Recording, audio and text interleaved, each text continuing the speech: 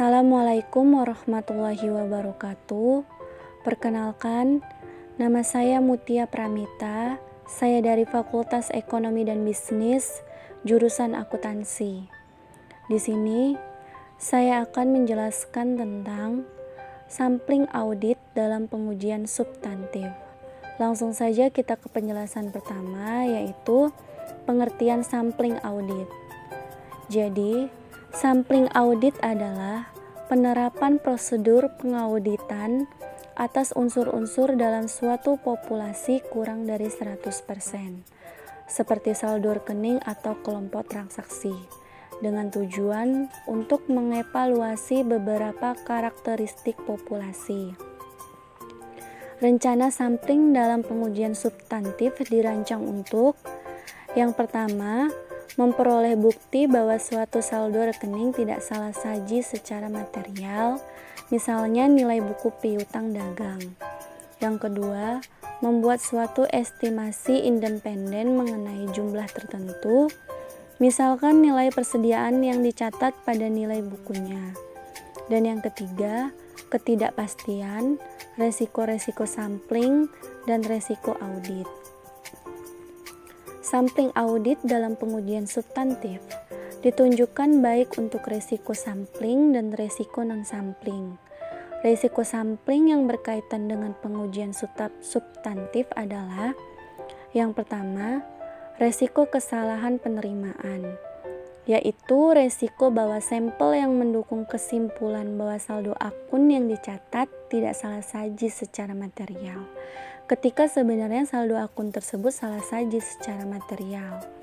Yang kedua, resiko kesalahan penolakan, yaitu resiko bahwa sampel yang mendukung kesimpulan bahwa akun yang dicatat adalah salah saji material, ketika sebenarnya saldo akun tersebut tidak salah saji material.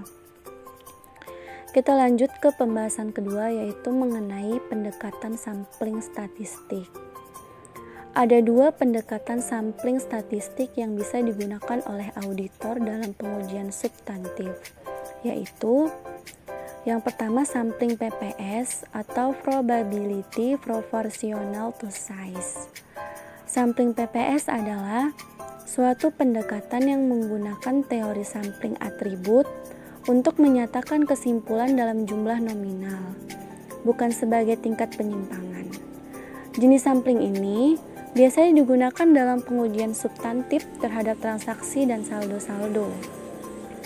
Tujuan sampling PPS adalah untuk mendapatkan bukti bahwa saldo rekening menurut catatan tidak salah saji secara material.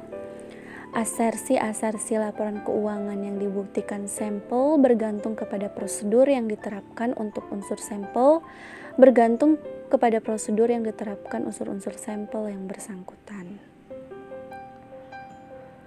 Kelebihan sampling PPS adalah yang pertama, sampling PPS umumnya lebih mudah digunakan daripada sampling variabel.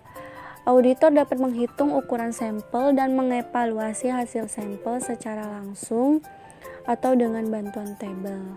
Yang kedua, ukuran sampel PPS tidak didasarkan pada beberapa ukuran penyimpangan yang diestimasi pada nilai audit. Yang ketiga, sampling PPS secara otomatis menghasilkan sampel yang sudah distratifikasi karena item-itemnya dipilih dalam proporsi pada nilai rupiahnya.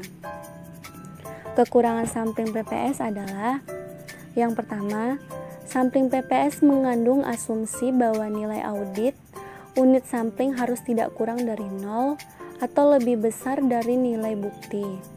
Yang kedua, jika kekurangsajian ditunjukkan dalam sampel tersebut, evaluasi atas sampel tersebut memerlukan pertimbangan khusus. Yang ketiga, pemilihan saldo 0 atau saldo dengan tanda yang berbeda memerlukan pertimbangan khusus. Lanjut, yang kedua yaitu sampling variabel klasik.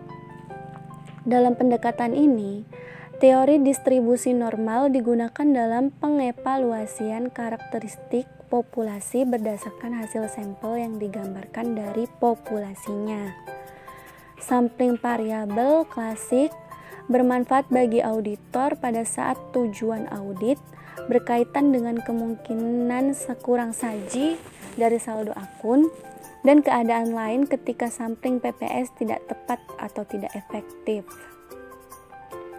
Kelebihan sampel variabel klasik adalah yang pertama, sampel-sampelnya lebih mudah untuk diperluas daripada sampel PPS jika diperlukan.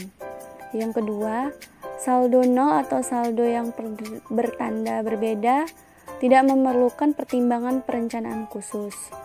Yang ketiga, jika ada perbedaan yang besar antara nilai audit dan nilai buku, tujuan auditor dapat terpenuhinya dengan ukuran sampel yang lebih kecil dibandingkan sampling PPS. Kekurangan sampel variabel klasik adalah yang pertama, sampling variabel klasik lebih rumit dibandingkan sampling PPS. Umumnya, auditor memerlukan bantuan program komputer untuk merancang sampel yang efisien dan mengevaluasi hasil sampel.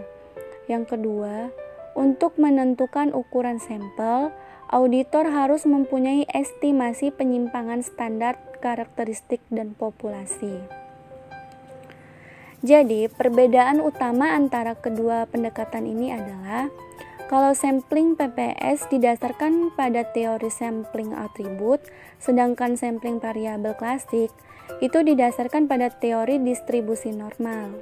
Setiap pendekatan bermanfaat dalam memperoleh bukti yang cukup sesuai standar pekerjaan lapangan yang ketiga. Sekianlah penjelasan saya tentang materi ini. Jika ada kekurangan saya mohon maaf. Saya akhiri dengan Assalamualaikum warahmatullahi wabarakatuh.